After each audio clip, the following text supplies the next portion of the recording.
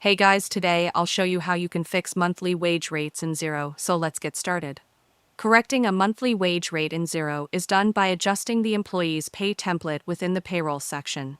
First, navigate to the payroll menu and select Employees, then click on the name of the employee whose wage rate needs updating to open their details.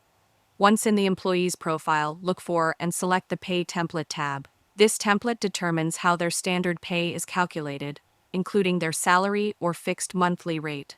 Now, within the pay template, find the specific earnings line that represents the employee's standard monthly wages, and if you need to change the amount, simply click the pencil icon to edit the line item. In the Edit window, update the fixed dollar value to the correct monthly wage rate, ensuring the calculation type is set to a fixed amount per pay run, then click Save to lock in the new rate. You must then ensure that the new rate is reflected in their next pay run by creating or editing the upcoming draft pay run.